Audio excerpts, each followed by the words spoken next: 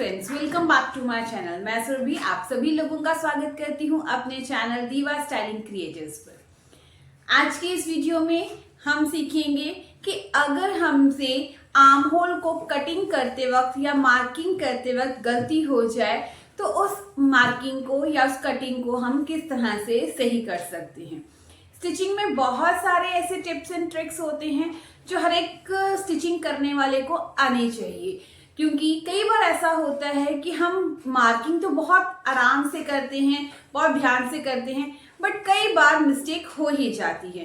तो वो मिस्टेक को कैसे सॉर्ट आउट किया जाए, तो आज हम उसके बारे में सीखेंगे। पिछली वीडियो में हमने सीखा था कि अगर नेक को कटिंग करते वक्त गलती हो जाए तो उसे कैसे ठीक किया जा सकता था। आज की इस वीडियो में हम सीखेंगे कि अगर हमारे आर्म होल को कटिंग करते वक्त कुछ मिस्टेक हो जाए तो हम उसे कैसे ठीक कर सकते हैं। वीडियो अगर आपको पसंद आए तो ज्यादा से ज्यादा लाइक, चैनल को सब्सक्राइब करना बिल्कुल भी मत भूलिएगा।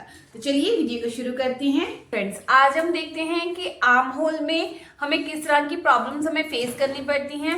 अगर आर्म होल गलत कट हो जाए तो हम उसे किस तरह से हम कटिंग कर सकते हैं और उसको कैसे सॉर्ट आउट कर सकते हैं। देखिए, सबसे पहले हम बात करते हैं, जैसे इस तरह से हमारा फैब्रिक होता है और आर्म होल हम यहाँ से नेक शोल्डर की मार्किंग करते हैं एंड देन यहाँ से हम आर्म होल की मार्किंग करते हैं। इस तरह से होता है। अगर तो हमने क्या देखना है, आर्म होल में मिस्टेक कितने टाइप की हो सकती है। सबसे पहले मिस्टेक ये हो सकती है कि आप शोल्डर स्लोप करना भूल गए होंगे। ठीक है, तो अगर आप शोल्डर को स्लोप करना भूल गए हैं और डायरेक्टली आपने यहीं से आपने आर्म होल ले लिया है तो आपका आर्म होल में क्या प्रॉब्लम होगी कि आपने स्लोप नहीं दी है, तो उसकी वजह से आर्म होल जो है ऊपर सीधा होगा, कॉर्नर से कंधे गिरने का चांसेस हो सकते हैं और यहाँ पर थोड़ा सा शोल्डर उठा उठा भी हो सकता है। तो उसकी वजह से क्या होगा, यहाँ पे जब ज्यादा कपड़ा होता है तो यहाँ पे इस तरह से रिंकल्स आएंगे। ठीक है, तो अगर तो आपने शोल्डर को स्लोप नहीं दिया है तो सबसे पहले आपने शोल्डर को स्लोप देना है। तो शोल्डर को स्लोप हम किस केस में देंगे, शोल्डर को जब हम स्लोप देंगे तो सिर्फ तभी आपने स्लोप देनी है अगर आपने पैक नेक बनाए हैं या आपने शॉर्ट नेक बनाए हैं। ठीक है, मतलब पहली मिस्टेक क्या है कि आपने नेक शॉर्ट बनाया है या कॉलर वाला कोई नेक बनाया है और उसमें आप शोल्डर को स्लोप देना भूल गए, तो उसकी वजह से आपको प्रॉब्लम आएगी। तो आपने क्या करना है, शोल्डर को स्लोप देनी है पहले। और स्लोप कैसे देंगे, देखिए पहले आपने पूरा प्रॉपर जो भी आपने कुर्ती या ब्लाउज कुछ भी बनाया है उसको आप एकदम अलग अलग पोर्शन उसके कर लीजिए। देन आर्म होल में स्लोप दीजिए। स्लोप कैसे दी जाती है इसके बाद प्रॉपर वीडियो है, आपको मेरे चैनल पर मिल जाएगी, आप वो चैनल पर विजिट करके वो वीडियोस देख सकते हैं। स्लोप देने के बाद अगेन आपको चेस्ट के अकॉर्डिंगली आर्म होल का मेजरमेंट लेना है और आर्म होल को यहाँ से फिर नापोगे और फिर वहां से आर्म होल की शेप दोगे। ठीक है, पहला कारण हो गया कि अगर आपने शोल्डर की स्लोप नहीं दी, ये हो गया। अब दूसरा क्या हो सकता है प्रॉब्लम कि आपने आर्म होल छोटा कट कर लिया है, टाइट हो गया है। मतलब अगर आपका आर्म होल जो है टाइट है, कोई भी आपने नेक बनाया हो, शॉर्ट नेक बनाया हो या डीप नेक बनाया हो, बट आपको आर्म होल यहाँ से जो है खिंचा खिंचा लगता है, टाइट टाइट सा लगता है, आपको बाजू ऊपर करने में या हाथ हिलाने में, मूवमेंट करने में तनाव सा महसूस होता है।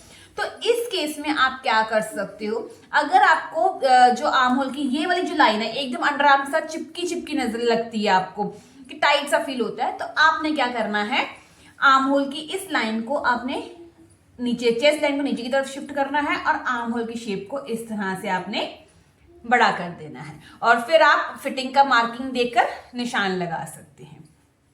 ठीक है, ये मिस्टेक्स आर्म होल में कब आती है, आमतौर पर तब आती है जब हमने आर्म होल की शेप तो बना ली होती है बट हमने उसको रीचेक नहीं किया होता। रीचेक करने का मतलब क्या है कि हमने कस्टमर का, जो क्लाइंट का हमने मेजरमेंट लिया हुआ है उसको मेजर करके नहीं देखा कि क्या हमारा आर्म होल भी उतना आ रहा है कि नहीं आ रहा है। ठीक है, तो अगर आपका आर्म होल टाइट है तो आपने क्या कर देना है, चेस्ट लाइन को नीचे की तरफ शिफ्ट कर देना है। नीचे आप शिफ्ट कर दो लोअर साइड में। ठीक है, अब कई बार ऐसा होता है आर्म होल बहुत लूज हो जाता है तो भी क्या होता है, बहुत सारे यहाँ पर रिंकल्स इस तरह से इकट्ठे हो जाते हैं। तो उस केस में आपने क्या करना है, अगर आपका आर्म होल जो है लूज हो गया है तो आपने क्या करना है, चेस्ट लाइन को आप ऊपर की तरफ अपर साइड में आपने शिफ्ट करना है। अब यहाँ पर एक और चीज, ऊपर की तरफ आप यहाँ पे शिफ्ट करेंगे, इस तरह से यहाँ पर शिफ्ट करेंगे और फिर आपने कटिंग करनी है।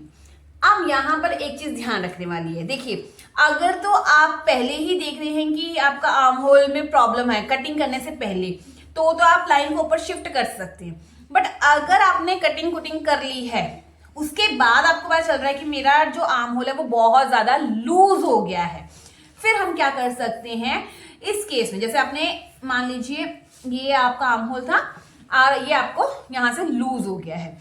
अब लूज आर्म होल को हम कैसे सही कर सकते हैं, पहला कारण क्या हो सकता है, पहली जो हम स्टेप ले सकते हैं, यहां से इतना कपड़ा कट कर दीजिए। पहला कपड़ा कट करने से क्या होगा, आपकी लेंथ में तो फर्क आएगा, बिल्कुल आएगा, चाहे फिर आपकी वो ब्लाउज हो चाहे फिर आपकी कुर्ती हो। तो अगर तो आपने लेंथ वगैरह आपके पास आप एडजस्ट कर सकते हो किसी तरह से, कुछ नीचे बॉर्डरिंग वगैरह लगाकर, क्योंकि कहीं ना कहीं तो हमें कॉम्प्रोमाइज करना पड़ेगा। तो आप क्या करोगे, लेंथ में कोई लेस वर्क लगा के या कुछ एक्स्ट्रा वर्क करके हम अपनी लेंथ को एडजस्ट करेंगे। पहला स्टेप तो ये हो गया कि हम इस तरह से कर सकते हैं। सेकेंड स्टेप क्या हो सकता है, अगर आपका आर्म होल लूज हो गया है, आप ये ना करें, जो सबसे इजीएस्ट वे होता है वो क्या है कि आप यहाँ पर डार्ट डाल दें आर्म होल में। आर्म होल में डार्ट डालेंगे तो आपका आर्म होल जो है थोड़ा छोटा हो जाएगा, और हल्का सा फिर भी अगर आपको लग रहा है कि नहीं थोड़ा ढीला है तो आप हल्का सा यहाँ से कटाई कर सकते हैं, मतलब 1 इंच 1.5 इंच या आधा इंच नहीं, सिर्फ 1/4 इंच को आप यहाँ से हटा दीजिए और यहाँ पर डार्ट डाल दीजिए। डार्ट डालने से क्या होगा, आपका ये जो आर्म होल लाइन है थोड़ी सी ऊपर की तरफ शिफ्ट हो जाएगी। अब कई बार ऐसा भी होता है कि हमने डार्ट भी डाला होता है और फिर भी आर्म होल बड़ा कट हो जाता है। देखिए अगर तो ऐसा हो चुका है कि आपने डार्ट भी डाला हुआ है और फिर भी आर्म होल जो है आपका बड़ा कट हो गया है, तो उसके बाद आपके पास सिर्फ एक ही सोल्यूशन है कि आपको यहाँ से थोड़ा सा कट करना पड़ेगा। और जब यहाँ से आप थोड़ा सा कट करेंगे तो आपके नेक की विड्थ में भी फर्क आएगा, आपकी लेंथ में भी फर्क आएगा। ठीक है, तो आपको ये करना पड़ेगा। और अगर आपको लगता है कि नहीं मुझे यहाँ से भी कट नहीं करना है, मुझे कोई ऑप्शन नहीं है लेंथ को बढ़ाने का और इसको ठीक करने का, तो फिर एक सिंपल और एक क्या है कि आपको फिर न्यू डिजाइनिंग करनी पड़ेगी। अब न्यू डिजाइनिंग कैसे हो सकती है, आपको यहाँ से प्रॉपर ब्लाउज को या तो इस तरह से कट कर दीजिए, ब्लाउज या कुर्ती से रिलेटेड कोई नया पैच वर्क ले लीजिए, पैच वर्क ले सकते हैं आप, कोई कंट्रास्टिंग फैब्रिक ले सकते हैं, तो ये अलग कलर का आ जाएगा, ये अलग कलर का, एंड देन उसके ऊपर आप आर्म होल को दोबारा रीशेप कीजिए। अगर आप इतना नहीं लेना चाहते हैं फैब्रिक, तो जैसे कुर्ती हमारी होती है, कुर्ती तो इतना ऐसे बड़ी होती है इस तरह से, और यहाँ से आर्म होल की शेप होती है, यहाँ पे सपोज मान लीजिए इस तरह से नेक है एंड देन इस तरह से हमारी फिटिंग होती है, ये होता है ना।